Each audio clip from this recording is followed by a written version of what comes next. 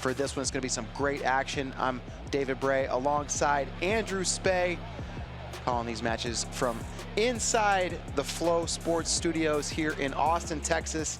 And Spey, we've already had 2 great dual meets, and now this is what we're really excited about. Yeah, Brayman, I am pumped for the main event. Nebraska, number 7 in the nation, but they finished 2nd last year at NCAAs. They've returned a ton of that talent. We're going to see a lot of those guys on the mat, taking on Missouri, who we just got done watching against LIU. They shut them out. Everybody won. There's going to be a lot of talent on that Missouri squad that is ranked 13th in the nation. Both of these teams already had a ton of tough matches at the National Duels Invitational. They did not meet. They're going to meet here for the first time this year, live on Flow, and we get to call it. Yeah, and you know, it's funny how quickly things can change for a team like Missouri. We just watched them against Long Island. They had 12 bonus points, won every match. You know, they were really dominant, and now they're going to have their hands full with Nebraska, where Nebraska's going to be in favor in most of these matchups, and we'll get a chance to see those matchups here momentarily. And you see Nebraska highly ranked throughout. Number 8, Jacob Van D. Number 3, Brock Hardy. Number 5, Antrell Taylor. That's a couple All-Americans and an NCAA champion for Nebraska to start things off. But Missouri, they're going to have some opportunities there. Josh Edmond going to be ranked higher than Kade Zinkin, and Mack Mauger, Kael Lauridsen. That one, I think, is a little bit of a toss-up, but Missouri ranked higher there. So should be a really exciting first 5 bouts. Yeah, definitely some opportunities to mix things up there where the outcome far from decided, and then it's really heated up here in the upper weights. Max Mayfield, transfer from Northwestern, taking on LJ Araujo, a very talented youngster for Nebraska. That's a toss-up. And then 184, Aeden Sinclair, Silas Allred. That's the main event for me. Aeden Sinclair, number 2 as a freshman. Silas Allred, he's an All-American, Big Ten champion. That's a marquee matchup right there. Can't wait for this action. Going to be a great dual meet, and of course, Nebraska led by head coach Mark Manning. He is really done a nice job with the Huskers, and last year, his best year, finishing 2nd. And best year out of 28 seasons. You usually don't see the best year coming, 27 years in. Yeah, but both of these head coaches, Mark Manning and Brian Smith, his counterpart for Missouri, they have defined the golden eras of their respective teams. They both coach legends, and they're both looking for the next generation of legends as we kick off this duel now at 125. We're underway. That was the first whistle. Couple freshmen here are going to start things off. Missouri's Mack Mauger taking on Nebraska's Kael Lauridsen. And Lauridsen finding himself in a roster battle to start this season with Alan Kohler, the other tough Nebraska 125-pounder. And so a win over a ranked Mack Mauger would go a long way for Lauridsen and making his case to be the starter at the end of the year. Yeah, Lauridsen, a graduate of Bennington High School in nearby from Lincoln, just a stone's throw away, trying to win the starting job and cement his spot in that lineup. And Mack Mauger doing big things for the Tigers. Yeah, Mauger from Idaho, but I'd be surprised if these two hadn't met in their high school days. I can't think of a specific meeting between the two, but they were both on the national scene all the time. They were at every event, and Mauger looking for a shot, got to the hand to the back of the knee, wasn't able to convert. Mauger and Lauridsen were both really prominent lightweights in high school, and often, I think, in similar brackets. So I would imagine they've run into one another. Yeah, well, that's one of the many benefits of paying so close attention to the high school competitions and doing the high school rankings here at FloWrestling. You are intimately aware of all these guys, these freshmen. They're not surprises to you. You are not surprised by almost anything you see in college.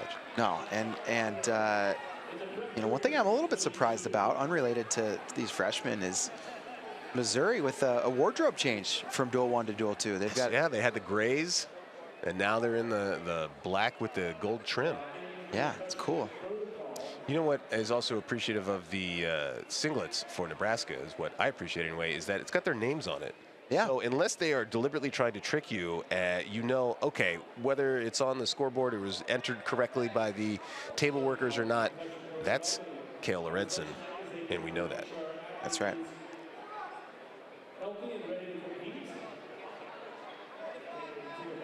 A tactical 0-0 first 2 minutes and change of this opening bout. This big time matchup. Nebraska Big Ten stalwarts. They were second at Big Tens before taking second at NCAAs. That's how tough the Big Ten is. You got the best programs in the nation represented, but Missouri, they're an SEC school for football and other sports, but for wrestling, they're in the Big 12 where they really established themselves in the Brian Smith era, staying in that very competitive conference. I would say a clear number 2. Some ACC fans may contend that they have a smaller but tougher conference, but top to bottom, I think they're all pretty good. Yeah, Big 12, very tough, and no score through 1. Mauger's going to defer his choice to Lauridsen, who will go underneath. And yeah, not a big decision to defer here, but defer has been a topic that we've discussed a lot. That's true. It's one that's gotten a little bit heated sometimes around the office, and Lauridsen going to work on bottom. Yeah, I mean, there's the tactics in the match, and then there's what I consider defer. Yeah. Which is the coat made of the animals. That's right. Thank you. We'll get back to the action now. Lauridsen gets the escape on the edge, and you get the feeling maybe Mauger thought he was going to take that action out of bounds and get a restart, but good job by Lauridsen being aware, staying in bounds, swiveling the hips, getting out. Riding time just at 14 seconds.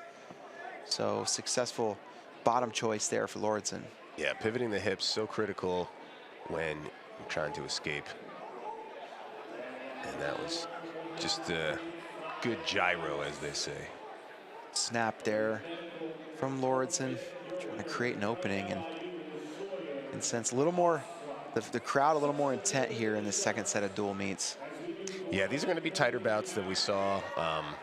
And we mentioned the first 3 bouts peeling off major decisions each time. They were scoring in the first period every time. Mauger, Cade Moore, and Zeke Seltzer. But I think they're going to be a little bit more cautious, a little more tactical, not wanting to take as many bigger risks. These are some tough competitors.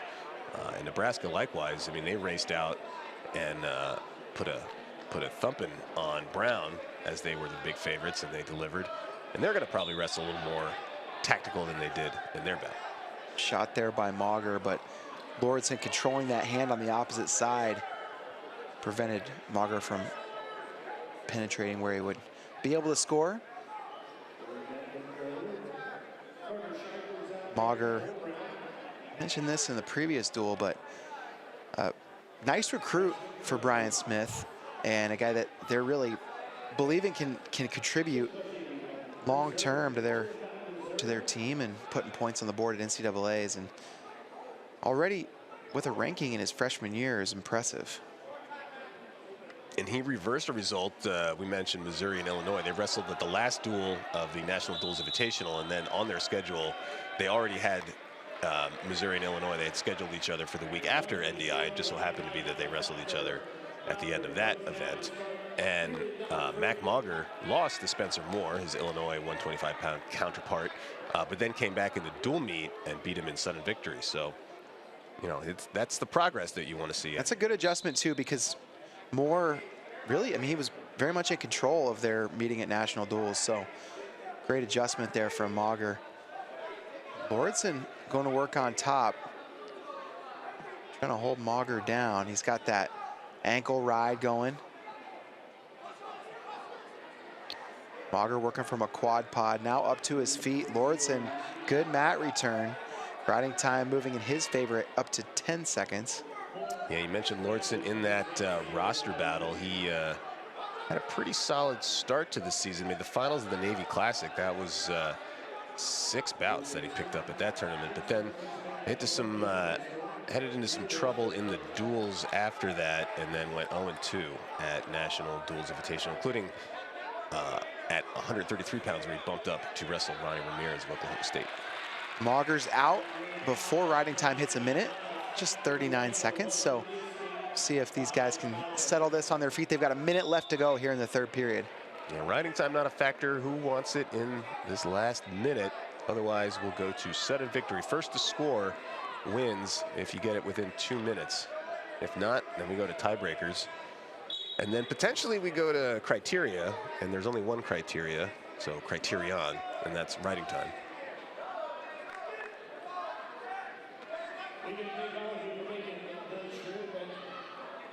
Thumb block there from Lauridsen. We've seen Mauger attack a couple times, and Lauridsen, thumb blocking, wants to be able to anticipate that next level change. Yeah, these are the bouts that these guys know it's gonna set them up for seeds, whether it's their own conference tournaments as they go to the Big 10 and Big 12, or if they're going to be at the NCAA championships where they both expect to see themselves, and I think their coaches also expect them to be at the big dance as well. All right, so 1-1. They're going to clear riding time and set the clock at 2 minutes. Any point in this 2 minutes will win the match. I don't believe we've had any stall calls. Not yet. Maybe not ever. We've had a defer, we've had a bottom, an escape, another bottom choice, and another escape. According to the official. No stall calls, and there's a shot from Mauger. He's in deep. Lauridsen rolls.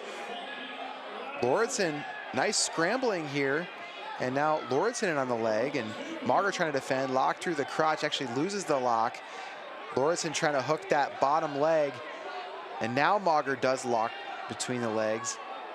Lauridsen hooks that. If he can pop the head, he's going to finish this. Now he's looking for neutral danger. Did get, I think, one neutral danger swipe. Forced Mauger to break that grip, although he locks it up again. And now Lauridsen goes back to trying to get neutral danger. Did a pretty good job defending that initial attack. Mauger was in pretty deep. There's the neutral danger, and there is the 3. Neutral danger working just as that rule was designed. Kael Lauridsen.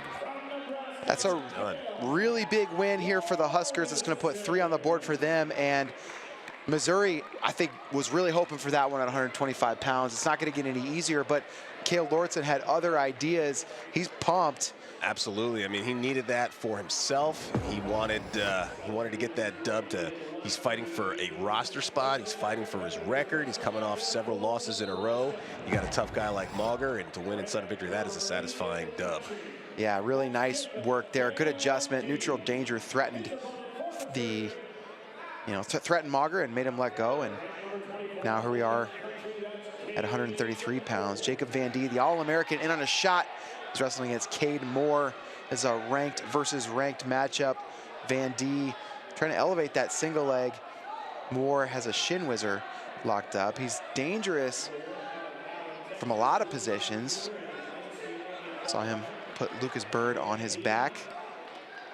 Bird came away with the win, but nice little adjustment there from Van D. Almost able to get the finish. Now shelves that leg. Van D working to improve this position, climb up the body. Moore still defending, no points so far.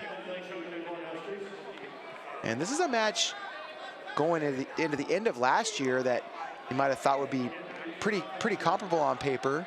I think they were probably ranked in similar positions, but Van D, just an incredible postseason, earning All-American honors, and now he's changed how people perceive of him. Yeah, getting on the podium will do that as he's working to finish here on Moore. He hasn't given up on that leg and just barely gets that second leg, and he's going to collect 3. But you make a deep run at NCAAs, and all of a sudden you go from he DNP'd, didn't finish on the podium, to this is a 7th place guy, this is an All-American, and now we're going to count on him. And we'll see if Van D can repeat. He is a junior from Union City, Pennsylvania, graduated from Cathedral Prep. That was a really hard-earned takedown for Van D. Got in on the shot and had to spend quite a bit of time advancing through the position. And Moore threatens from bottom, gets the escape, but Van D right away in on another attack, and he's got that knee locked out again, elevates. Moore doing a pretty good job defending, splits position. Van D trying to work up, improve. Yeah, so far Van D getting it done in this match, and he's 5-1 on the year. Only has a early loss at the Navy Classic. He got pinned by Ray Lopez of American, who's having what looks to be a breakout season so far for the Eagles. Van D still trying to finish this shot. He spent a lot of this first period in on a single. Eventually finished the first one and trying to finish this second one as well. And this would be, if he could finish this one before time runs out, when you have a good defender like Moore, he's doing the splits, he's not making it easy. And he gets a stalemate. So good defense that time for Moore. But those are the differentiators that you're looking for when you're coaching kids like this. Can you get those points when you need them? Can you get those extra points late in a match in short time or late in a period? And right now, Moore's battling back, so we don't want to jump to any conclusions. 3-1 is not a safe lead at this level. 2-on-1 for Van D. Looking for an opening, but we're going to end this first period 3-1. And Missouri Tigers, there's their head man, Brian Smith. 27th season as the Tigers head coach. Just 1 year behind Mark Manning. Yeah, Manning technically has seniority on Brian, but they are both legends in their respective universities. You mentioned our very own Mark Bader, our friend, wrestled in Brian Smith's first year. Uh-oh, Moore's on his back. Van D trying to settle in here, just 2 near fall. And going to add to his tally. It's 5-1, and I interrupted your Mark Bader story. Yeah, well, you can blame Van D. I mean, you're just doing your job. It's Van D who's the rude one here. But yeah, Mark has a great story of he's there. He didn't get recruited by Brian Smith, but Brian Smith became the new coach while he was there, I think his freshman year. And Brian Smith, right out of the gate, started saying, we're going to beat Oklahoma State. We're going to contend for national championships. We're going to get wrestlers to the podium and beyond, as there's more near fall coming for India. Now Moore reverses the situation. Moore trying to settle in. 2 near fall coming. There's going to be an escape in this situation, and this match is getting wild. Nobody wants to hear the end of my Mark Bader story. I think just 2 on the reversal. Oh, nope, it was 2 near fall as well. I thought I saw him signal that. So 6-5 now. Riding time at 53 seconds for Jacob Van D. And Cade Moore, now the one interrupting your story. Yeah, which is okay. I'd much rather have action on the mat than a quiet time to tell a story.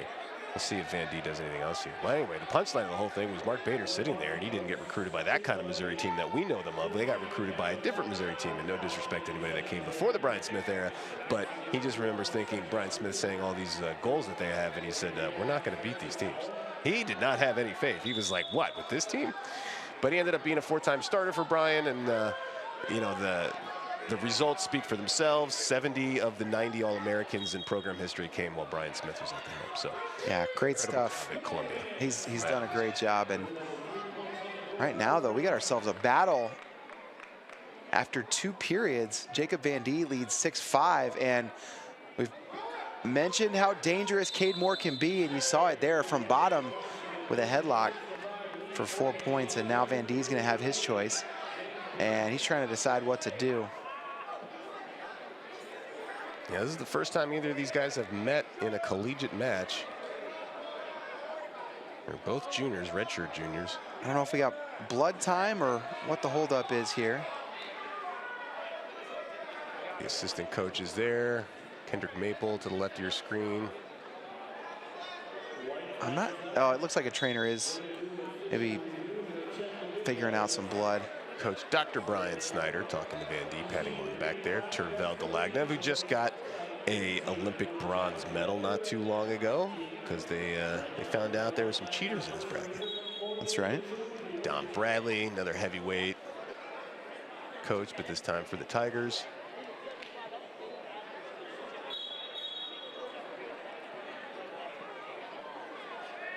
A lot of good wrestling minds on those benches, and they're next to each other there. They're side by side. Fans, you know, the mats, there's 2 mats out there, so LIU versus Brown is going on right now. You got fans on both sides. And in the end zones, if you will, are where the team benches are. Taking a look at something, and I'm not sure what it is. Yeah, I would think the big review would come after that crazy flurry, unless the referee's saying they wanted to look at it again, make sure they had the time right. There's Coach Cornell Robinson. That's the money coach. He's keeping an eye on things. Yeah, from the area. There's a lot of wrestling friends here at a Frank Popolizio Journeymen event. He brings a lot of wrestling to the people. He brings a lot of wrestling people together for various things besides competitions. They run clinics, they run camps. Yeah. He's coaching high school guys. A lot going on there. And if you like watching a Journeyman dual meet event, just 2 days from now You can watch another one, the Journeyman Jostle. The Jostle is going to North Carolina. The Jostle was up in New Jersey. It was the Jersey Jostle. Now it's Jersey-less Jostle. But it's the Journeyman Jostle. The Jersey team will be there. It'll be Rutgers and North Carolina State. Yeah, that's a great dual meet. Absolutely. A lot of red in the stands for that one, but it's going to be in Fuquay Varina. Okay. Which I don't know if you've ever been there, but it's a nice little town. It's south of Raleigh. They got a nice microbrew there, Aviator beer, if you've ever had one of those. I haven't. That's where it came from, FV as they call it. I've never been to FV. Keegan O'Toole sticking around to coach the Tigers. He won twice, right? Was a two-time NCAA champion. Two-time NCAA champ.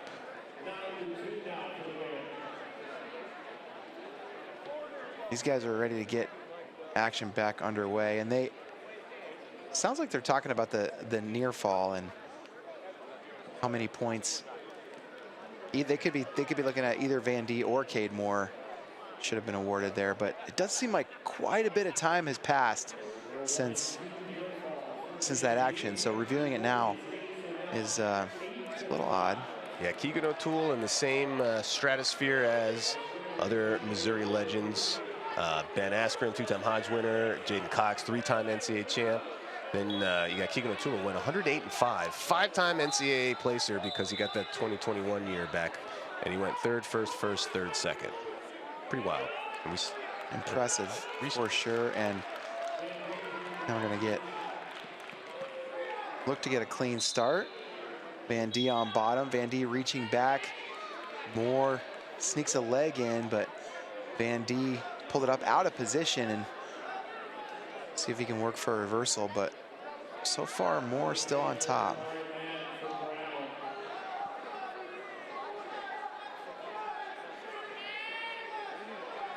Moore, one of those guys that's always wrestling to put people on their backs. And Van D up, but not out. So at this point, with reversals being only two, you'd think just you can cut him, even though you're technically, Moore is still in control, and riding time is ticking in his favor. And there's the escape. You get to neutral, and then you go back on the offense. Riding time now all the way down to 9 seconds. Won't be a factor in this match. I did like the way Van D got that leg in, or Moore put the leg in. He grabbed it, and rather than just kind of cinching it up and just kind of struggling with it, he worked to elevate, he worked to get his hips higher than Moore's hips, and after a tough battle, earned that escape.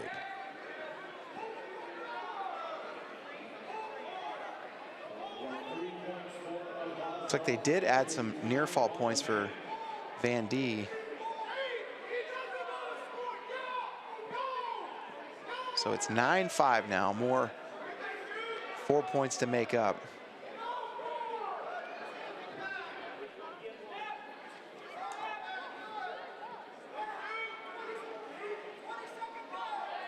Just 20 seconds. Moore's going to need to hit a home run ball here. Goes for a little boot scoot. Can't get the trip. And time looks like it's ticking away on him. The All-American Jacob Van D in position to add 3 more points to the team score for Nebraska. He's going to get it done. 9-5. Jacob Van D over Cade Moore, and that's going to make it 6-0 Huskers after 2 bouts. And Van D bouncing. He's fired up, getting off the mat with another ranked win. Another ranked win. Good one for Jacob Van Diesel, as his teammates call him. Let's see a highlight or two. Yeah, here's that first attack. He's able to just barely grab hold of that foot. And here's the tilt that earned him. Or that's the one where he almost, he got put on his back for a couple swipes. Another ranked matchup here at 141 pounds. Brock Hardy for Nebraska, NCAA finalist, taking on Zeke Seltzer of Missouri. Hardy going to be favored for the Huskers in this one. Yeah, those 2 bouts, I mean, Van D was favored, but that's what made 125 so pivotal, is you jump up to a 6-0 lead after 2 bouts, and now you got Brock Hardy, one of the more consistent performers for Nebraska. Yeah, absolutely. He's been such a leader on this team, and a guy that was recruited many years ago, took a couple years for an LDS mission, finally got into the lineup and has made the most of his opportunities. And there's a shot from Hardy. He's going to elevate and close to the finish. Now Hardy gets a leg in. If he can return this to the mat, he'll get the score, and there it is. Plants the hip, 3-0 for Hardy, and he's going to work on top. He is very dangerous from the top position. Yep, long and lanky, and he knows how to use leverage. That mat return, very subtle, but the quick bump, he knew exactly where to apply pressure, and now he's got a leg in looking for some cradles. Yeah, it did take him a long time to get to his senior season, but he's also a 3-time All-American already. Made the finals last year, 6th, 3rd, 2nd, trying to get to the top. It won't be easy. 41. It's got a pretty good wrestler in Jesse Mendez in his way.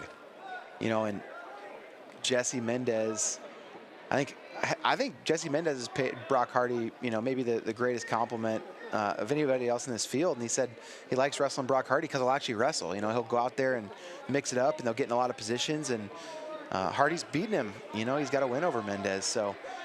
Yeah, I think with the All-Star Classic bout, it might be, what, 4-1, including that in Mendez's favor. But, you know, Brock is always going to be out there scrapping. And, yeah, those two guys let it fly. And Seltzer would certainly like to be in a position to start letting it fly. Nobody likes being ridden out like this. But that's what's happening. Under 45 seconds now to go in the first period. This is a punishing ride. Hardy is just really... just taken out of those posts and made Seltzer work down here. Yeah, those are those times, I mentioned it last duel, but you just start thinking, all right, this is going to get worse before it gets better. You have to fight just to get to your knees. You have to fight just to keep an arm posted. And Hardy is going to be relentless, like any good top wrestler at the D1 level is going to be. Every little position you're fighting for. Now he breaks you back down, and it's like, all right, start that process all over again. Just takes more oxygen, more energy, and that's just to get up.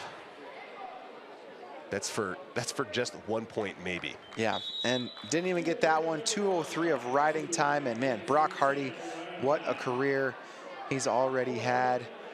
NCAA All-American 3 times the last 3 years. He's a senior NCAA finalist, Spay, as you mentioned, and looking to have the best year of his career. And starting the second period on bottom, Seltzer lifts and returns, and Hardy right away back to his feet. Yeah, Seltzer with the nice little return, similar to how Brock Hardy got his takedown, but Hardy right back up, make you do it again, and this time he's free. I think we'll see Hardy break the 100 win plateau as well, which an impressive milestone when guys don't always wrestle 25 matches a season anymore. Yeah, yeah. So he's been durable, he's been reliable, and he's done a lot of winning. So that's a good combo. Yeah, great career. And now wrestling from neutral, up 4-0. Got to his single leg in the first period and made that look pretty easy. Gets back to another shot, finishes this one quickly. See if he goes back to work on top or elects to wrestle from neutral. Looks to the bench, and they want him to work for more takedowns. Minute to go in the second period, 7-1. Hardy looks for an attack. This time Seltzer defends, catches it coming in. Short offense position now for Seltzer, and Hardy's gonna back out, snaps the head, re-attack, and nice finish. Brock Hardy goes up 10-1. Yeah, relentless here in the second period, and there's more time to work. Originally from Utah, as you mentioned, took that LDS mission, and his high school, Box Elder High School. That name confused me for a while. I didn't realize it was a tree. It's a tree. Yeah, I had no idea. I was like, that's an odd name. I thought there was an elder named Box. Okay. Like an older person. Yeah. Like a term of, like an honorific. Yep. But nope, it's a tree. So sometimes you learn new stuff, even in adulthood. Lifelong learner, Spay. Always learning. A boxed elder could be something that happens at a funeral. That could be something. Don't want that. Yeah. I like them unboxed. Yeah, I'll take my elder years box free, please. Shot Hardy, and looking to finish. Gets the leg in on the way down and looking for a tilt. He has a wrist. Oh, he's tough with these tilts, and that's a transition that you don't see except at that high level. So he's going to ride out this period. 2 minutes, 22 seconds. Riding time not locked up, but it's a pretty good bet that Hardy will end up with an extra riding time point should this go the distance. He's going to try to end it early, though. Yeah, he just signaled to the bench, too. He knows he needs 2 takedowns for a tech, and that's going to be his goal here. Shot Seltzer. Hardy just looking absolutely locked in. You mentioned Jesse Mendez. I know we already talked about their history, but their most recent match, there's a shot. Hardy's close to getting this go behind, collects that second ankle. It's now 16-3. Their last meeting was at the National Duels Invitational. It was just 1 takedown late in that match for Mendez. I mean, they are not separated by much. Now Hardy in deep on this attack. Tried to catch Seltzer rolling through. Ends up coming around behind. 19-4 technical fall win for Brock Hardy. That's 5 points. 11-0 lead for Nebraska after 3 bouts. It's really been all Nebraska, and we'll get a look at some of the action after the Brock Hardy hand raise. First 3 bouts have been impressive stuff for the Cornhuskers with Brock Hardy. Yeah, now we're going to get, let's see, it's not Nikade Zinkin. Scott Robertson for Nebraska. There you go, beat me to it. And Josh Edmond, and this is an opportunity for Missouri to stop the bleeding, figuratively. You know, they're going to want more. Who's also, got a body lock in the first takedown. He is, and now Robertson didn't hear the whistle. But, you know, no harm, no foul. Robertson wanted to start neutral. He's hoping they wouldn't notice, but hey, this is fine, right? This is all right. We start here. He's getting back to his feet quickly anyway. Now out 3-1, Edmond with the lead. And man, I thought he might get more than 3 with that body lock. Yeah, he was close. Good job by Robertson to belly out. Edmond a little more active than what we saw in the first dual meet, and they need him to be. That was a slow, calculated, methodical match, but now a little more time off the scale and a little more impetus to score with the team down 11-0 after 3 bouts. Yeah, Edmonton is a 3-time national qualifier, yet to make the podium. Senior year, looking for that breakout season. He's been 1 match away before. That was 2 years ago in 24. And it's from the prep powerhouse Detroit Catholic Central, where Robertson is a local. And almost another feet-to-back opportunity. Edmonds is going to take the 3. And out is Robertson to run it to 6-2. Robertson, a sophomore from Millard South in Omaha, where Antrell Taylor also went to school. So they were high school teammates. Yeah, Millard South, another powerhouse program in the state, like Edmonds school is in Michigan. Millard South has a lot of state titles. And Robertson, this could be trouble. Edmond now looking for a cradle. Almost had that. And Edmond going to try to collect both legs. Robertson, good job wrestling through that position.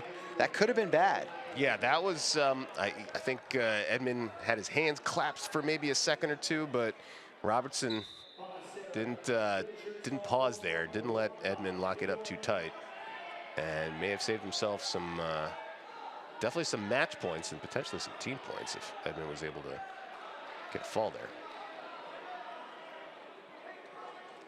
Shot Robertson, and Edmond jumps over. Fun action there, no points.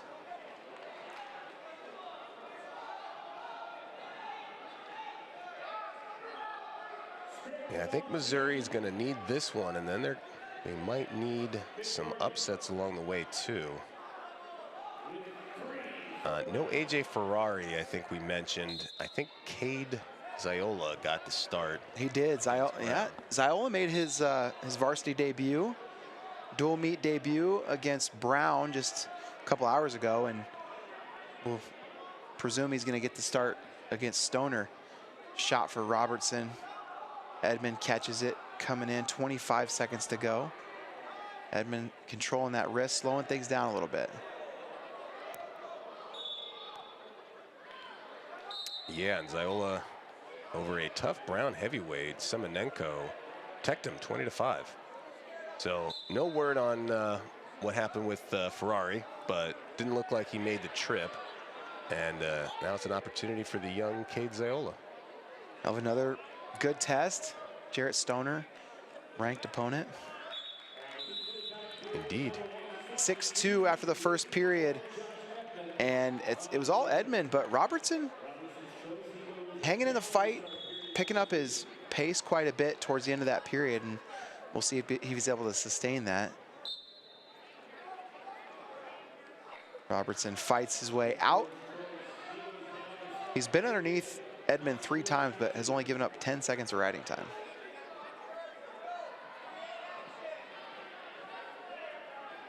Yeah, so a very active first period, but the score still pretty tight. It's a 1 takedown bout at this point. So Robertson still in this. Edmond, you know, his coach's team needs some bonus points, but he's going to focus on just getting his hand raised first. Edmond level changing, still looking for that opening. Pulling on Robertson's head, there's a snap. Nice shot, stung him with that double. Yeah, you see Robertson kind of went down quickly. I wonder if they bunked heads. Just a really well-timed, well-executed shot there for Edmond. And Edmond's going optional start. And now the points might start to pile up. If he starts getting his momentum going, those 3-point takedowns, we've talked about it, the last duel, and we can bring it up here again, is they allow for the offensive wrestler, the one that's getting the takedowns, to really stretch and work for those bonus points. Whereas sometimes a major or a tech fall might be a little further out of reach. Shot for Edmond. He's locked on this single and now comes across to the hip. And now it reaches for that second foot. Robertson, good job getting that leg back and working from a splits position and trying to fight with like almost a collar tie on the head there. Edmond trying to keep this action in bounds and continue to work. And now Robertson scrambling to lock through the crotch, 22 seconds to go. Robertson in good position to get a stalemate here. There it is. Yeah, Robertson doing his job so far. I mean, he's losing the takedown battle 3-0, but he's keeping the match tight. He's making Edmond work for every position, and if he comes out of here with a regular decision, it's not what Robertson wanted, but I think that's a realistic expectation for, you know, helping your team limit the damage here, where you're filling in Chance Lamer, transfer from Cal Poly, who's supposed to be this, you know, plans on being the starter, but he's not eligible to the second semester. So you get to use somebody else on the bench to fill in, and Robertson trying to make the most of it. Yeah, and you know, losing the takedown battle, but absolutely dominating the escape battle. Yeah. 4-0. I had a coach used to say, if you escapes are the worst thing to get, because if you have more escapes than your opponent, you're going to lose. Yeah. Well, he's got 4 more than Edmond. Yeah. Robertson coming forward with this collar tie. Edmond, a takedown would give him major decision margin, but he hasn't been able to ride Robertson, and he'd need to end on top. Yeah, just 0-2 on the season. One of those losses, though, was to his teammate, Kade Zinkin. Nice double leg. Edmond's going to pick him up, put him down 12-4, and we'll see if he commits to the ride and tries to finish this in the top position, or at least get to that minute of riding time. Riding time now ticking up. Yeah, that takedown is what he needed, and it's because of the 3-point takedown that a major decision is now in the cards. Oh, head and arm. That's going to be near fall. And now the major decision in hand for Edmond. 15-4 the score. So now for Edmond, if he can get and they haven't given an escape yet. And there's the escape. So riding time at 52 seconds. So if Edmond, and there's a shot, Robertson. Oh, Robertson, love this from him. If he can get a takedown, now he's going to eat into this score. It's back to regular decision. He needs to avoid, he should not cut him here. Yeah, now he gives Edmond the opportunity to get that major back. It's an 8-point lead now, and I don't know that Robertson was aware of the situation. 22 seconds to go, but I mean, Robertson's coming hard. If he can figure out a way to a takedown, he'll avoid the major. Edmond catches that shot coming in. Yeah, Edmond's in good shape now. Yeah, I agree. That's a tough mat decision to make. And Edmond's going to make him pay. He's going to pick up an extra team point. But I think there are definitely some good takeaways on this from Robertson's perspective from the Nebraska corner. You like the fight, and if maybe he would have gotten that ride out, maybe he would have lost the ride out at the end anyway. But either way, impressive stuff from a guy that is filling in for some teammates that may not be. He's honestly probably third on the ladder come March, and he was out there giving a round of 12er and a multiple-time qualifier a run for his money. A couple of double legs there from Edmond. Really, really nice stuff from the senior 149-pounder. It's going to move us up to 157 pounds. And another ranked matchup. It's going to be last year's NCAA champion Antrell Taylor taking on Missouri's Jay Conway. Antrell Taylor, man, talk about how hard NCAA wrestling is. I mean, this guy comes off an NCAA title and then National Duels Invitational, takes not one but two losses. Yeah, big lost by major twice. Yeah. Two guys that are very tough, but maybe you're not thinking they're on the national titleist level. Brandon Cannon for Ohio State, very tough, 16-4 dominant win, and then a 9-1, barely a major, but still impressive from Logan Rosinski from Lehigh, who, you would not think coming into the season, this is a guy that's going to contend for the top of the podium. And the Rosinski match, I mean, that a lot of that was one position. Got 7 points in one position, and so, that was the bulk of the scoring there. But Cannon, I mean, he just was really, really impressive. But for Antrell Taylor, nothing to panic about, nothing to be too concerned about. He'll be back to work and ready to fight for another NCAA title come March. But yeah, we have enough data on Antrell where some losses, especially in November, they're not going to make you drastically change your opinion. Maybe you adjust some expectations a tiny bit, but I mean, he was 8th as a freshman up at 165. Then he comes back down at 157 and wins the whole thing. Won the CKLV last year, which is maybe one of the toughest in-season tournaments in recent memory. And, he's going to be just fine. Didn't win Big Tens, won NCAAs. That's how it goes sometimes. Absolutely. And Jay Conway wants to have his say in this match as well, and he's looking for over-under position. Antrell Taylor really tough for this underhook. He could take a ton of ground and has a knee pick off that underhook that's really effective. Yeah, it's going to be interesting to see what happens at this weight class for Missouri. They just picked up Teague Travis, a transfer originally from Columbia, Missouri, which is right where the campus is for the Mizzou Tigers. He comes over from Oklahoma State. Does he push Jay Conway? It remains to be seen. Or does he try to go down to 149? It makes the Tigers more dangerous. It gives them more options, and there's going to be a battle there somewhere.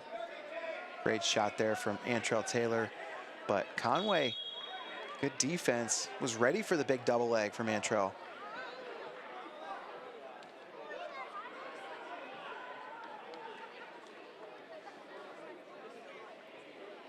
$20 to go in this period. No score so far, and for Conway, it's a good outcome.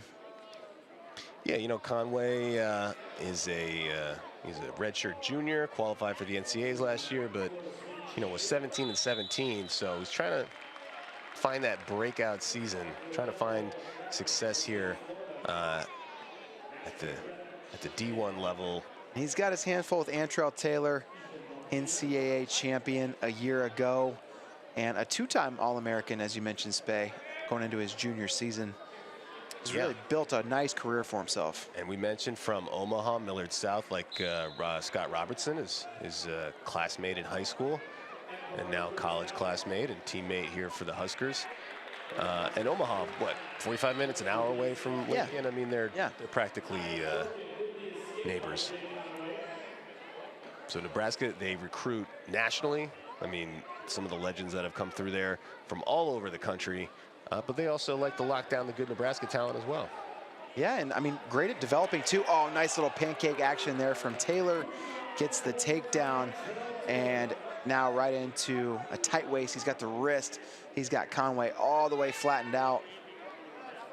And Antrell Taylor, I mean, they've done a lot of developing with him as well. Coming out of high school, he was a good recruit, but not a guy that you would have been penciling in for an NCAA title. And he's already got 2 All-American finishes and the top spot with 2 years left in his career. Yeah, really interesting story, too. He talks about wrestling for a deceased sibling that really gives him another purpose out on the mat. And when you can do that, you know, it maybe takes some of the pressure off. It takes, you know, it allows you to focus on just being the best possible wrestler you can be and not really worried about any kind of result here or there. And it certainly worked out in his favor when it comes to placements at the NCAA. A finger to the eye, but Taylor's just fine.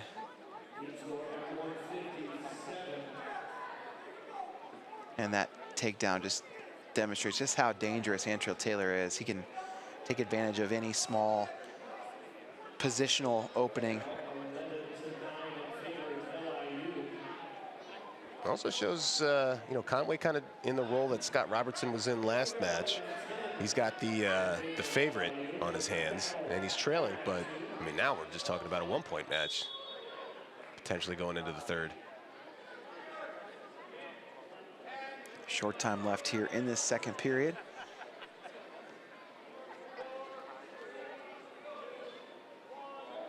Now it'll be Taylor's choice.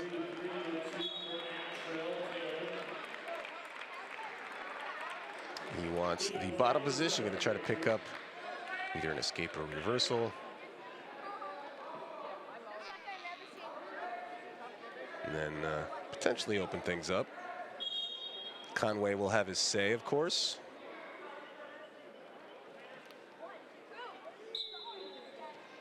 Taylor up to his feet, and nice return there for Conway. That one would have done Shane Sparks proud. Absolutely. But it's all for naught as Taylor then bounces right back up to his feet. No mat return this time. 4-2. The lead now for Taylor. Conway's gonna have to find a takedown one way or another. And Taylor wrestling from a knee. He's so good at kind of jumping into that underhook position. Can score from there.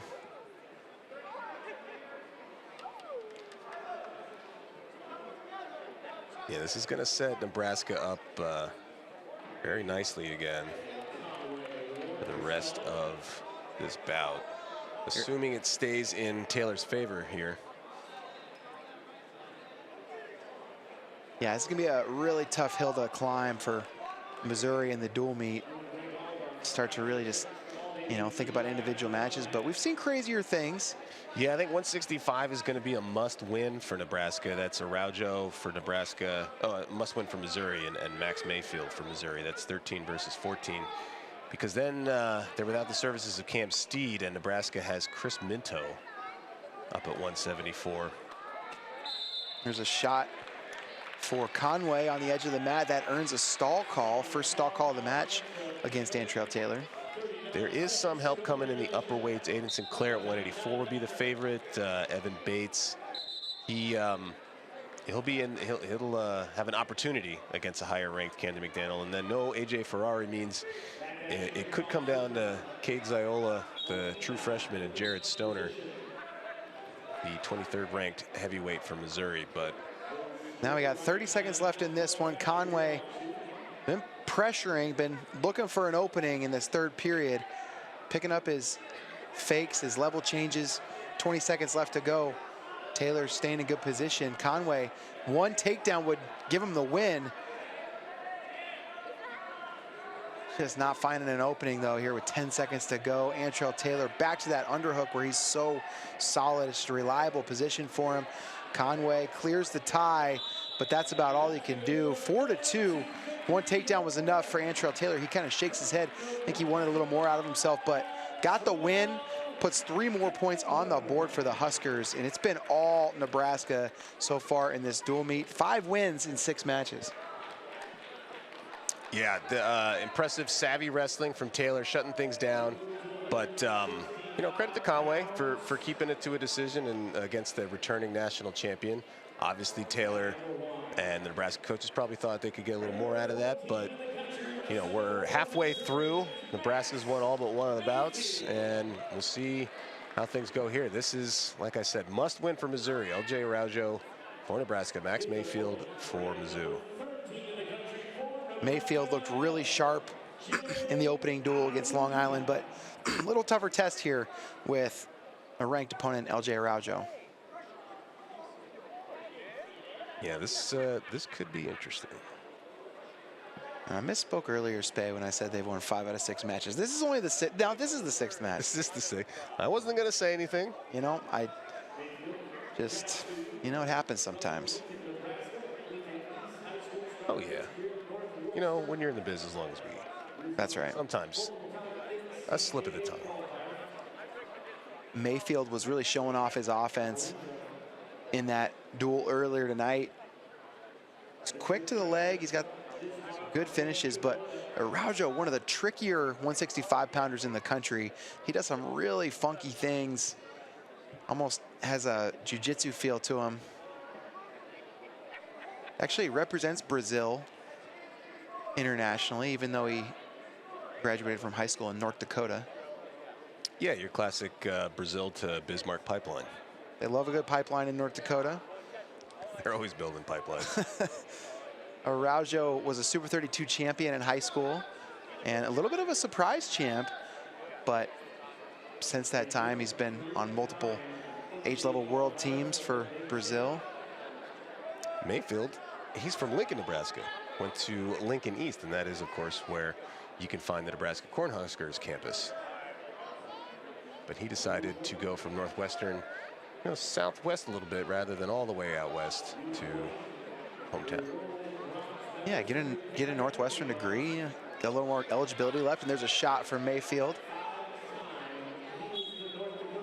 See that a lot with transfers from you know, impressive academic institutions. If they have a year left, they'll go take advantage of it somewhere else. And sometimes, if we're talking Ivy Leagues, you only get 4 years. They don't. Yeah, that happened with that extra year of eligibility. None of the Ivy Leaguers could take it, so you saw a ton of those transfers moving elsewhere and using their final year of eligibility. No score in this one so far. 30 seconds to go in the first.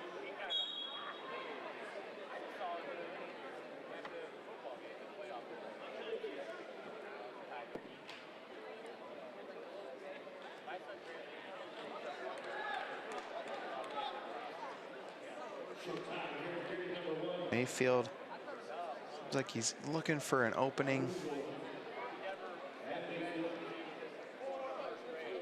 Yeah, pretty tactical. You know, I've used that word when you have not a lot of points. It's 0-0 on the scoreboard, but that's just for the individual score. The team scores, as our lovely little graphic comes up, shows Nebraska with a 10-point lead through 5 bouts. Yeah, that's a 10-point lead over a really tough Missouri team, but Nebraska, they're just a notch above at a lot of weights, and we'll see what happens here. This is one of the more evenly matched bouts. Yeah, you mean this was the matchup? I think we talked about it at the beginning. It's 13 versus 14. I mean, this is a toss-up, and so far it's playing out that way.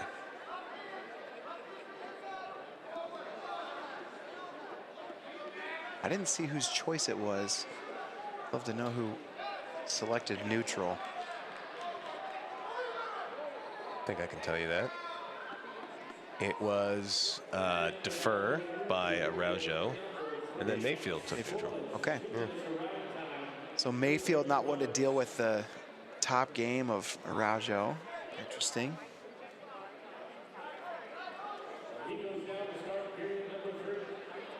Araujo is a pinner. He's constantly hunting to put people on their backs.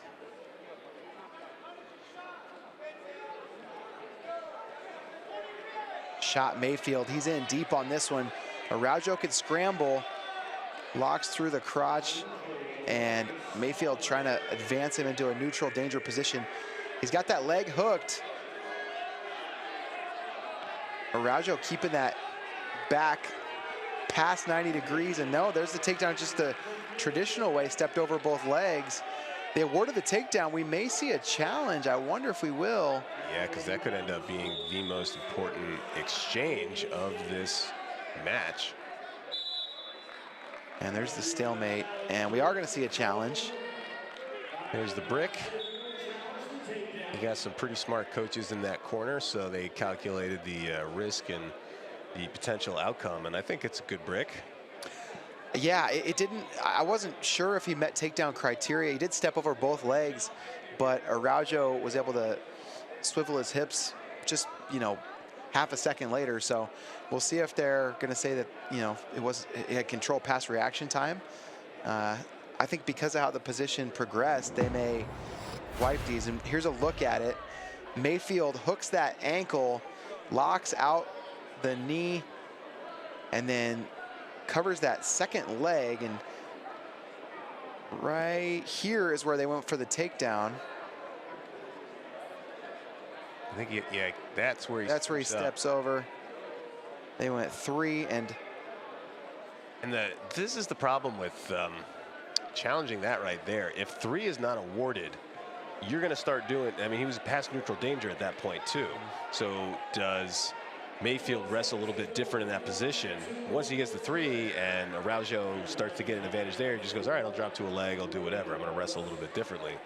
So it'll be a tough break if they review it and they say, actually, no takedown. We got to go back to the point. And they are going to confirm that takedown on the replay from that other angle. I do think that was the right call. Yeah, Araujo was back on his butt there. He was not in a position to be an offensive wrestler. Mat return for Mayfield. Araujo right back up to his feet. And another good mat return. Mayfield putting a veteran ride together here. And Araujo turns, and time had expired before before Araujo got out. So Mayfield with the ride out in the second period, and now Araujo going to go underneath.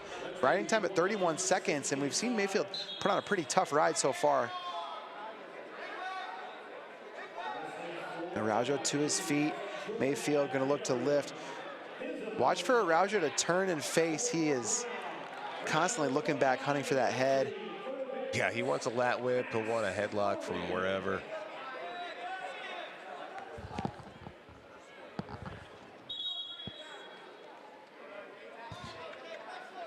But, the veteran savviness on display from Mayfield, getting that ride out in the second period after you collected the takedown by that thin margin. Sometimes you got to win by a whisker in situations like that. And now he's got this 3-1 lead.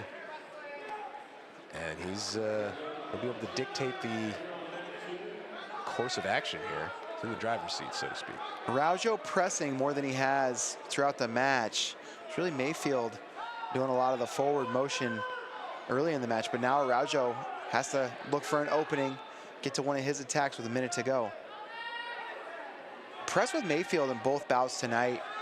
A lot of times a grad transfer comes in, and it's hard to know how motivated a guy really is for the wrestling element. Now, in on a shot is Mayfield.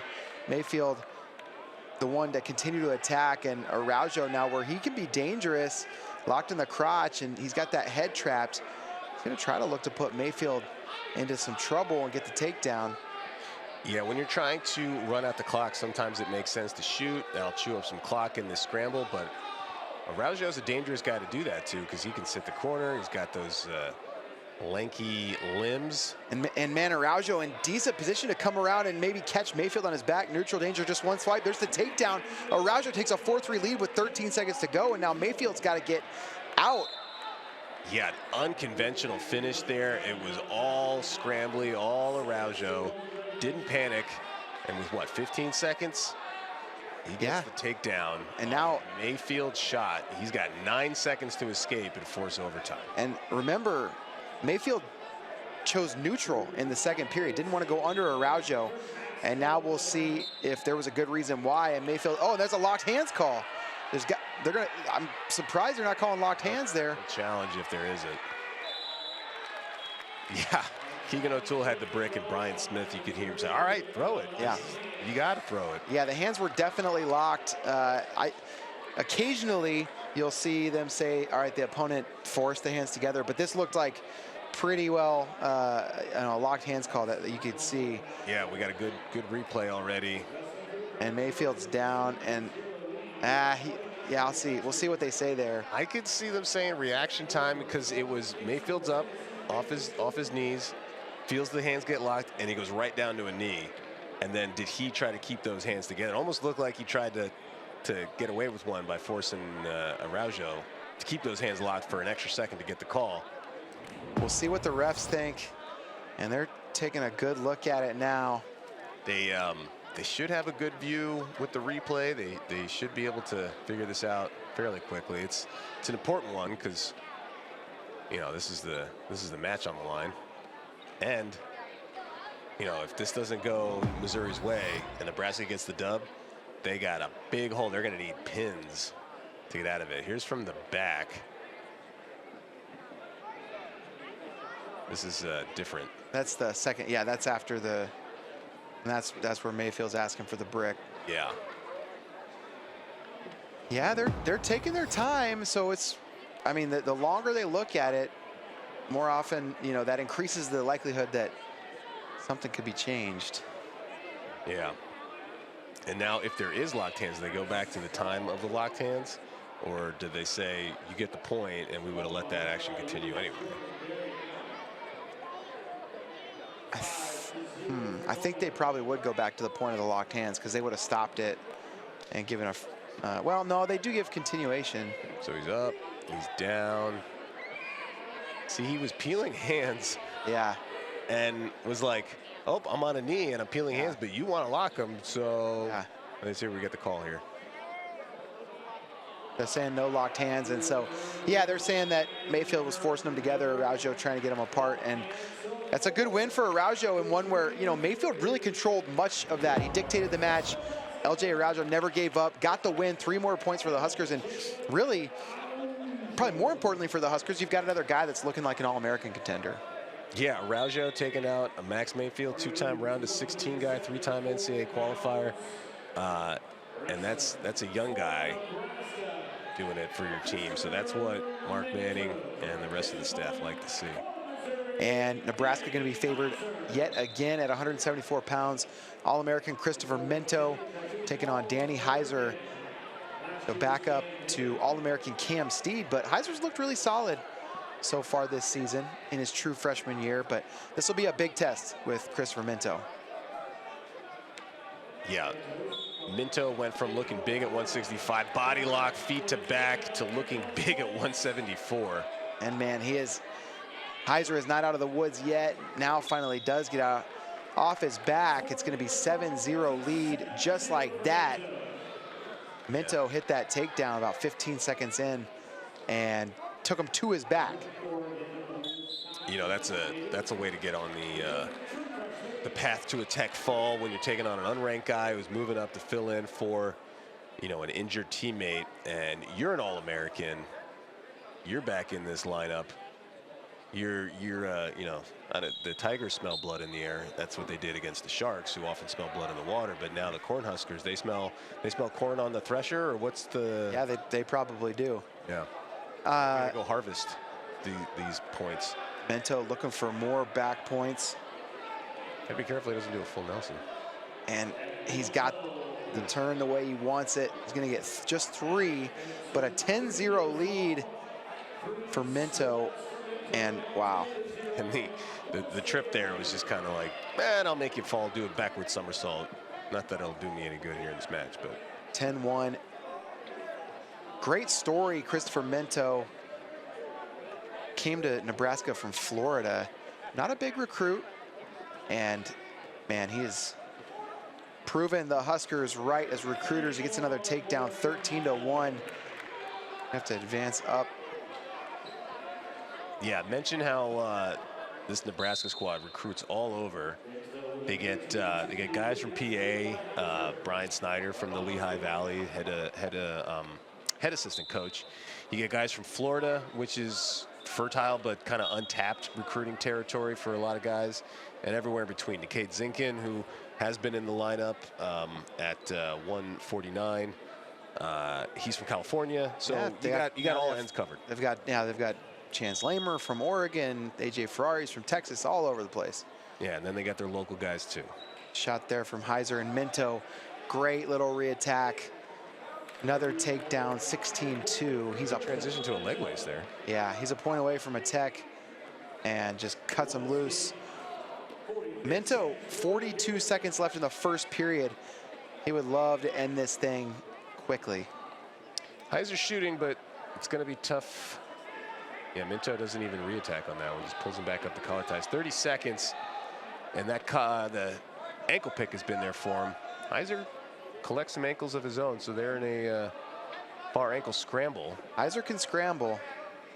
He's good in these positions, but giving up some size, and Minto pressuring back in. 10 seconds. Potentially dangerous. They're worried about that knee, so they'll get a fresh start. 9 seconds to go. Yeah, Minto probably with that move cost him the first period tech, since his own leg was now unable to continue that motion. But odds are the second period will be when we get the early stoppage.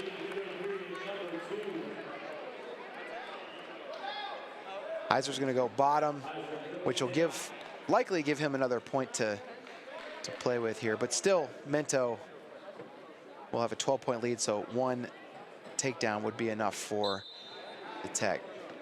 And there's the escape, 16-4. Minto hunting for one more.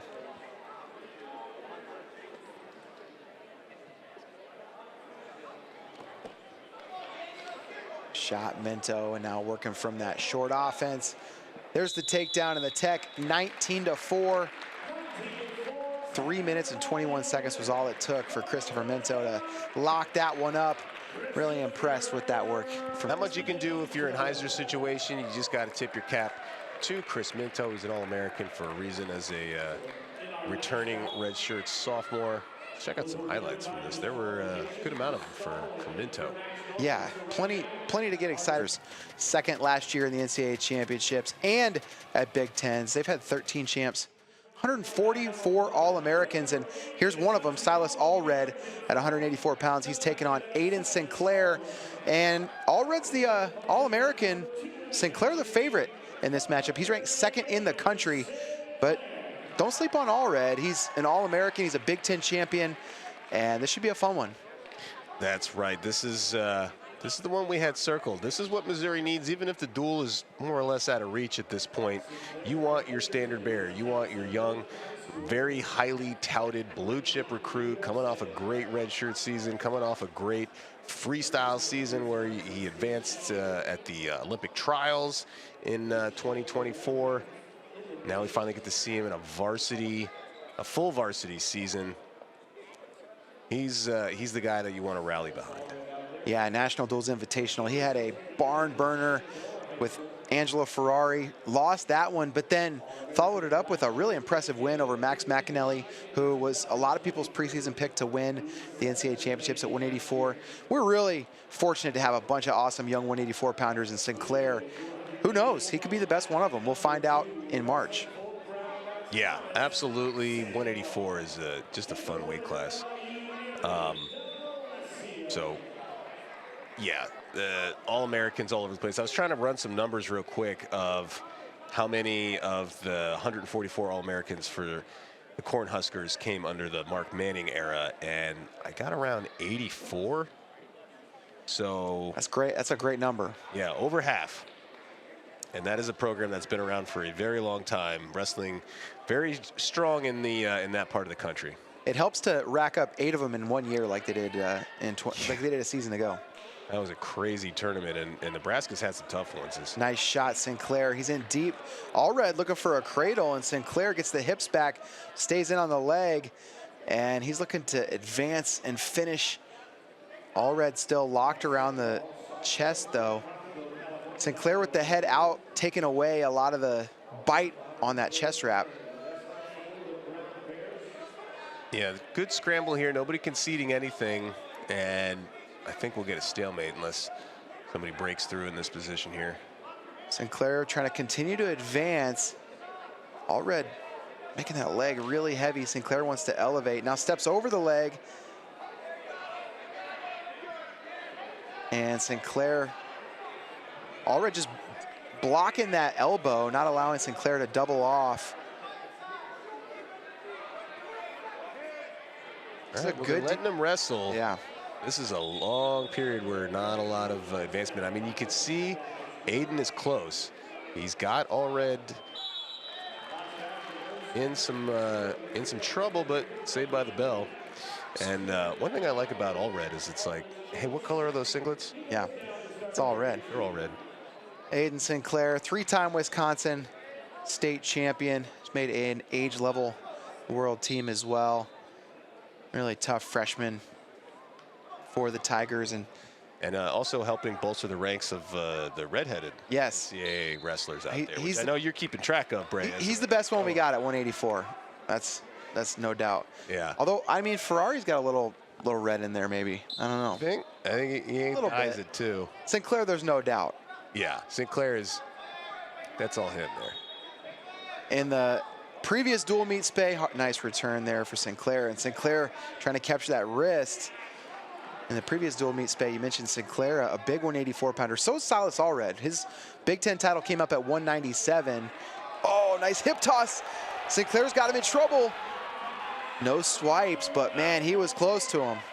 Yeah, that was a little tricky move there. You don't see a lot of guys get hip tossed at this level, and then he's just trying to run a half Nelson. Allred wasn't going for it, but that took some energy from both guys. We'll see how they continue with their gas tanks and stamina. Riding time to 49 seconds. The way Sinclair was pursuing on top, you get the feeling he would have liked to have about 20, 25 more seconds. But now going to have to try to find a takedown one way or another, as is Allred. Yeah, when you got two ranked guys like this, sometimes you get a cautious match. And, you know, there's a disparity in their rankings, but you mentioned Allred coming down from 197. He's an All-American. This is no gimme, especially when you're, no matter how highly touted or what your prospects are coming out of high school, you're still a much younger person than your more mature opponent, and you don't want to take these matches for granted.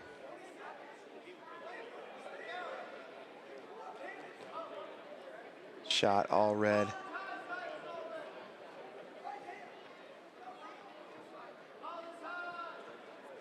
The 49 seconds of riding time. We assume Sinclair's going to choose down. The riding time's not going to be a factor. We're most likely going to get a 1-to-1 bout in the third period. Does this go to sudden victory? Does someone take it within regulation? I mean, the way that Sinclair committed to that attack in the first period, I don't know. We could go to overtime, but I don't think we're going to have a period of standing around. Sinclair fighting to get out, and not yet out. Yeah, we had somebody take a tumble in the background. We're a little younger fans there. It's always fun to see the youngsters, next generation of wrestling fans. 1-to-1 though. Shot Allred.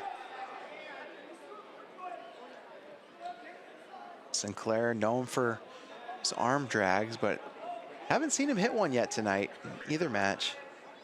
Allred from Indiana. Sinclair from Wisconsin. He's a product of the Akron Wrestling Academy, as was Keegan O'Toole, who came through Missouri's ranks. And of course, Akron himself wrestled at Mizzou. So that's a good pipeline, the AWA pipeline. You want to keep that open, as well as your Brazil to Bismarck pipeline. Those, yeah. Two best pipelines to have. That's right. Well, throw by attempt there for Sinclair. Couldn't find an opening off that. All right, we're under a minute. This is, do I start my sprint and try to win this here in regulation, or am I going to go to sudden victory and try to get one there? There's that drag into a shot. Sinclair trying to finish this in bounds. Allred looking to get out. Allred hooks the leg. Sinclair grabs the wrist, and this looks like a takedown for Sinclair. Yeah. There it is, 25 seconds to go. A 4-1 lead now for Sinclair. Missouri fans fired up. Yeah, you see Allred, desperation, tried to reach back and grab an ankle. He got one, but Sinclair was covering the hips. He was behind both arms. He was in control. That was definitely a 3-point takedown. So sudden victory is looking less and less likely now. That's that arm drag he's known for, and man, beautiful. Pulled it out just when you need it. That's what you do when you have a signature move. You save it for when you need it most, and that's what he did. Sinclair, nice job, drops the leg. They're going to start that count. Yeah, he'll eat that gladly. And actually didn't have to eat the stall call. Oh, there is. They did get to 5.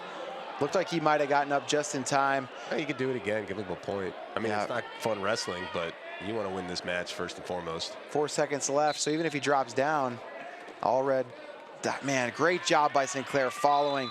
Didn't concede the position.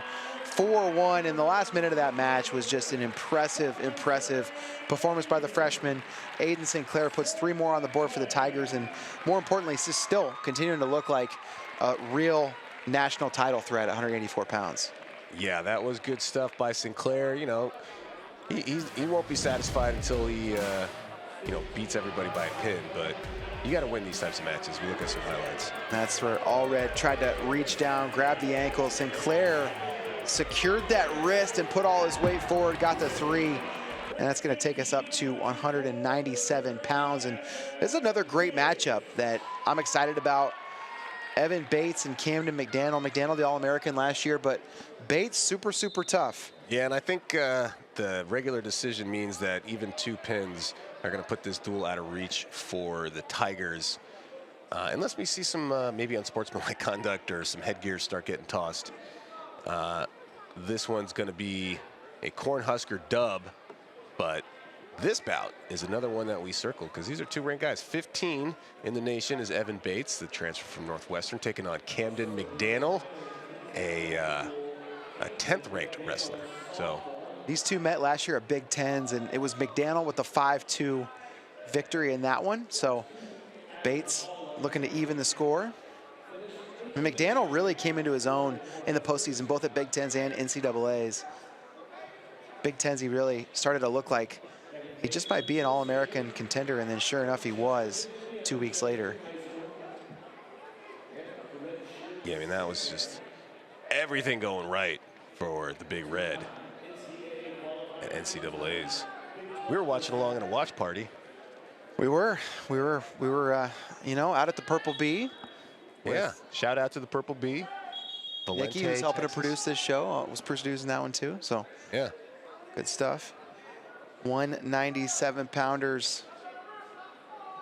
Second to last match of the night.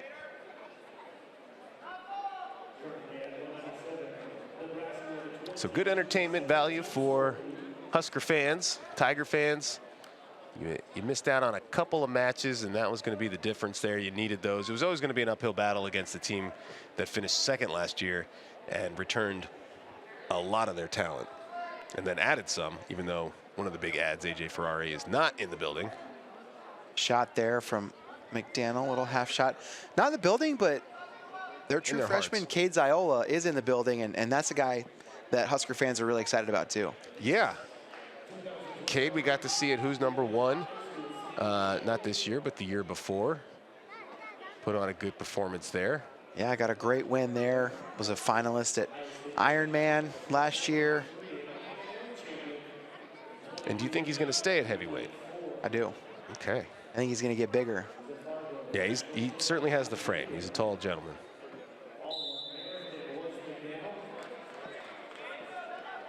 Cade Ziola mentioned that there's a shot Bates. Did a nice job on that sweep. Not committing himself to getting underneath those heavy hips of McDanel, but giving himself an opportunity. And that's one where if McDanel, as he gets more tired, that might be a shot that opens up a little bit more for Bates. Yeah, pretty evenly matched so far. Nothing on the scoreboard. Bagels.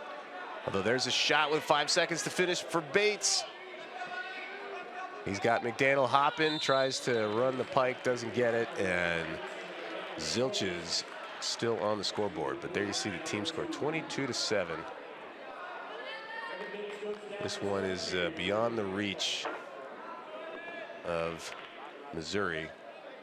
A win here for Bates, though, would still help ease the pain maybe a little bit. Bates going to be, potentially a big part of their hopes to place high at NCAAs this year. He's at Northwestern transfer.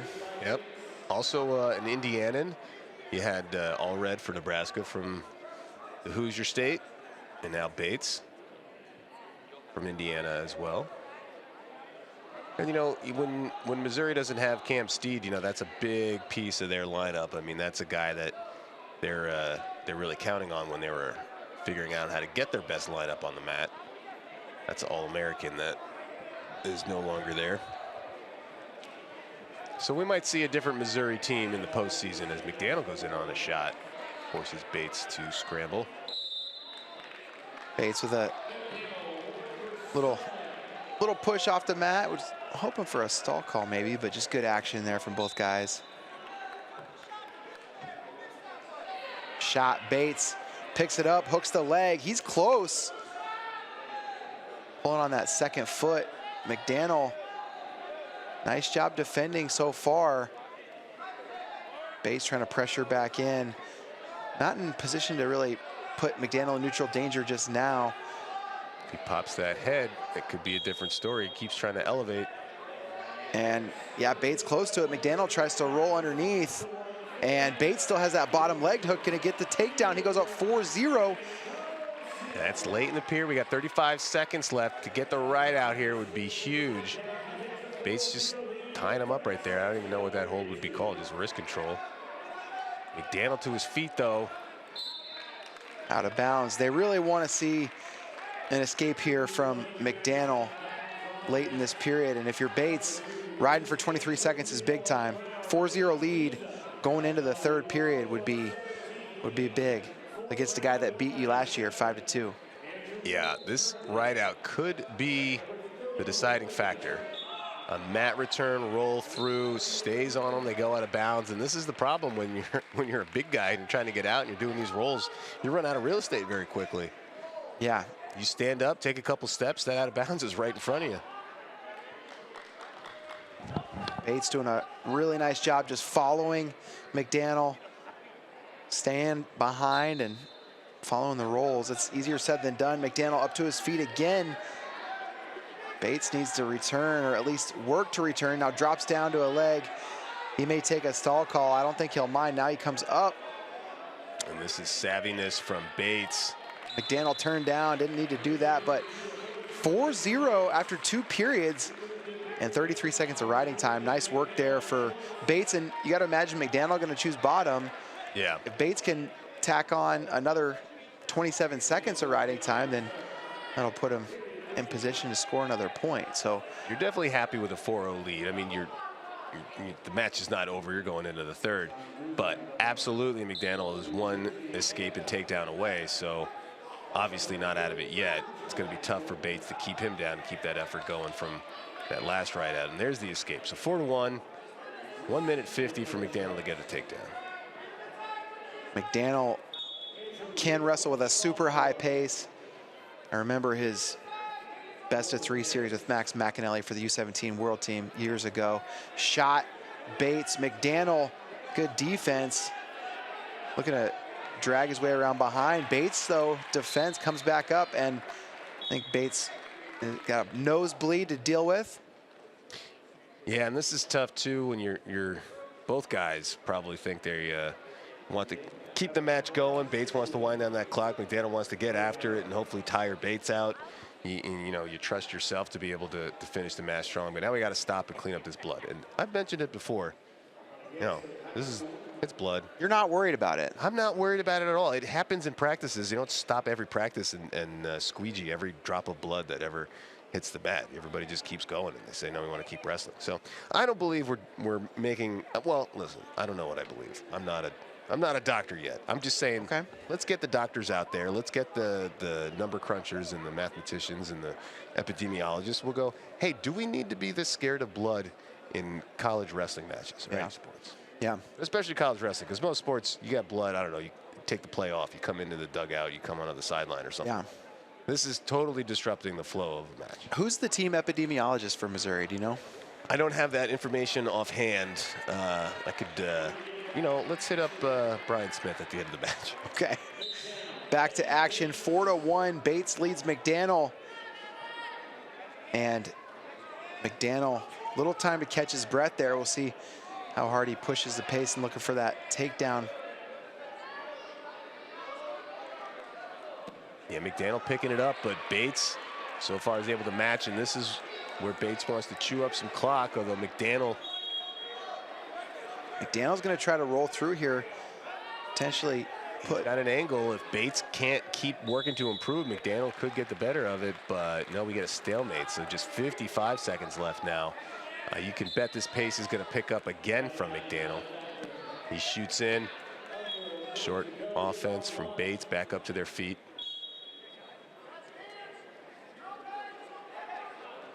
Shot McDanel, Bates sprawls, feeds him hips, and he's just gonna probably settle for a stalemate unless McDanel can advance through the position. And no stall calls, so Bates can play that game. He doesn't have to worry about getting dinged.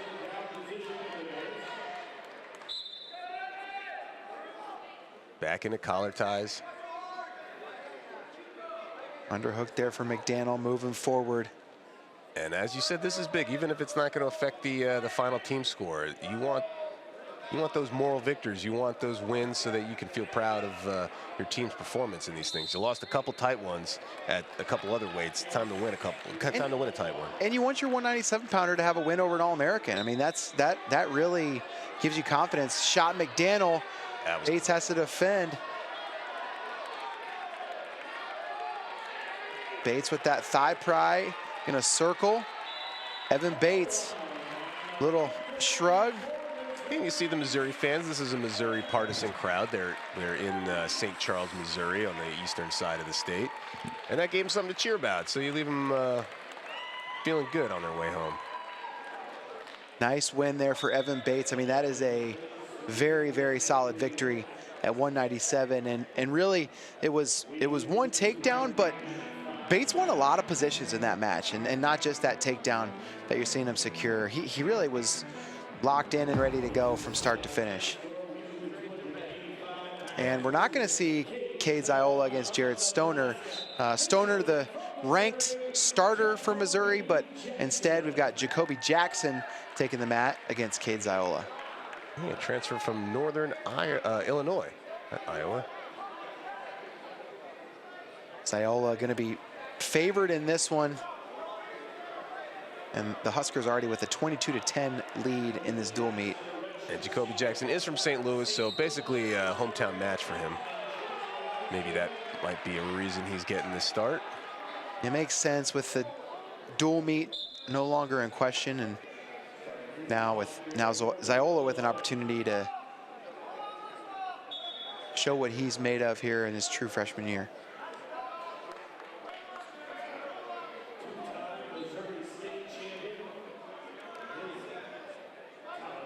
Yep, so not the...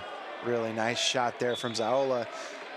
Wasn't able to finish, but you can see the athleticism, the quickness, and just the speed of the ankle was nice.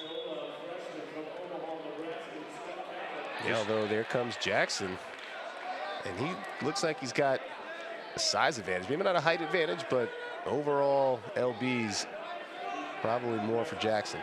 Yeah, he's got plenty of size to work with. Drops in on that shot, and this is where Cade Ziola was really good in high school, defending from that crackdown position. Yeah, I think Jackson got a little too eager to try to finish that takedown on the edge, and he presented an opportunity for Ziola to, at the very least, defend. And potentially, if he can keep a toe or something in bounds, he might be able to get a takedown out of this. Ziola in high school was really one of the best in the country at that position, that particular position. And you saw he was very, very comfortable with his leg up in the air, knowing that eventually that was going to come down to the mat, and he was going to put himself in a position that he liked.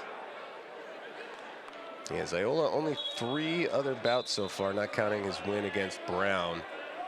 So his record is 3-1 right now. He does have a win against Coy Hopke. Ooh, nice swing single. And clean finish, but then right up for the escape is Jackson. So 3-1 now, a minute left in the first period.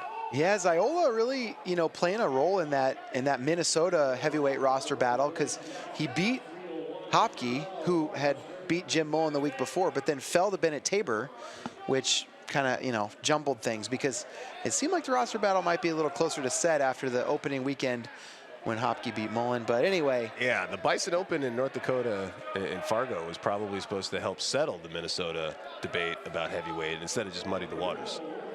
Yeah, it definitely did that. Now Ziola looking really good. And this is a guy who now has AJ Ferrari to work with there in Lincoln, and also, and more importantly, Tervel Delagnev. You have, yeah, one of the great minds in the sport, accomplished so much as a heavyweight in the U.S. This is where Ziola is really tough. Jackson in deep on the shot, but Ziola sits the corner, trying to get around behind, and now goes under both arms. There's the takedown, and they awarded it before time had expired. Well, they're talking it over. I saw the three fingers go up.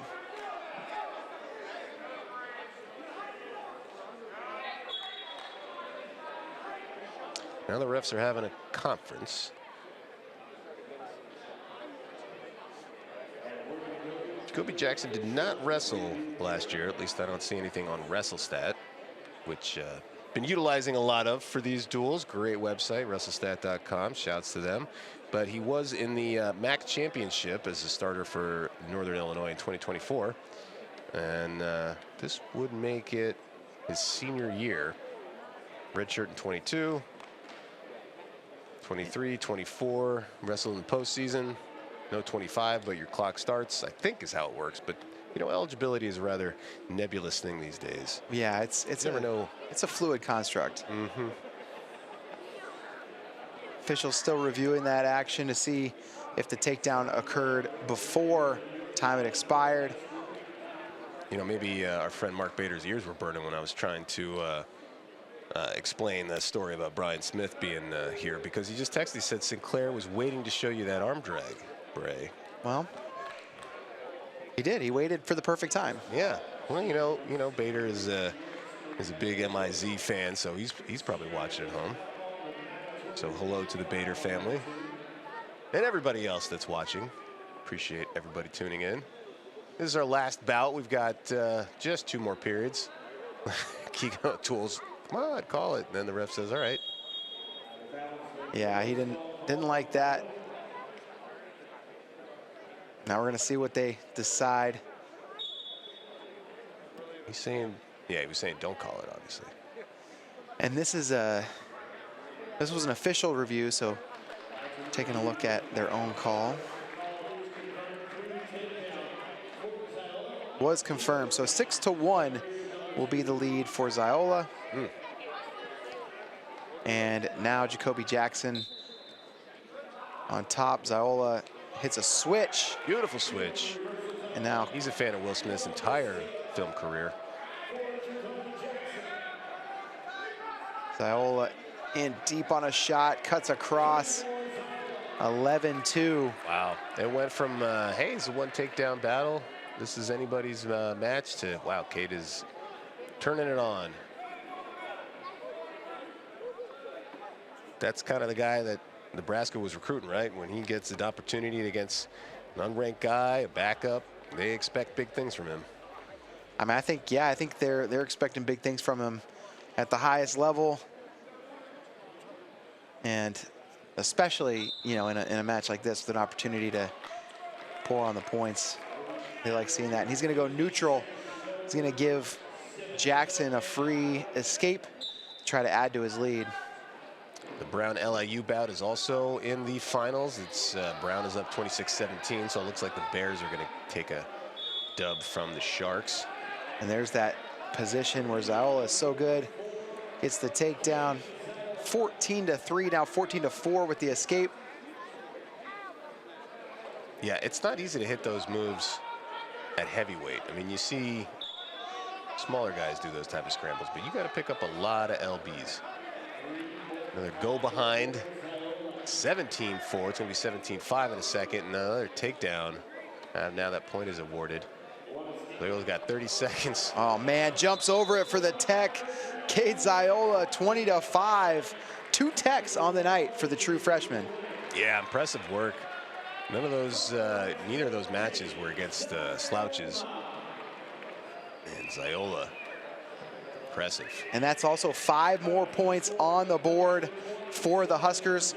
27-10 Nebraska takes a big-time win over Missouri. Really, really nice work there from the Huskers. And they won some tight ones. Cade, Ziola, the winner at heavyweight. But, man, up and down the lineup, Nebraska looked really good. They won the ones they were supposed to, and they even won a couple that were toss-ups. Yeah, not a lot of bright spots. Obviously, you like to see your freshman Aeden Sinclair get a win over an All-American if you're the Tigers, looking at it from their perspective. And then you got a close one at 180 or 197, I should say. But other than that, most of the results were all Cornhuskers. Let's take a look at the results. Top half of the dual meet. Kael Lauridsen getting the win over Mack Mauger was really, a nice win there at 125 pounds. Jacob Van D got put to his back, but got the 9-5 win. Brock Hardy dominant over Seltzer. Edmond end up with the major decision, and Antrell Taylor got it done over Conway. Yeah, you only had Edmond there. He did get that major. Scott Robertson kind of, with a little bit of a tactical error, but otherwise, yeah, all Nebraska starting off with that Lauridsen win, really setting the tone. Then you move up, and Mayfield let one slip away. Araujo got that clutch takedown. Minto, absolutely dominant. Aeden Sinclair, we mentioned earlier. Evan Bates, probably the biggest win for the Tigers. And then it was all Ziola in an impressive display by that true freshman. Yeah, I was, really impressed with Evan Bates in that match against Camden McDanel.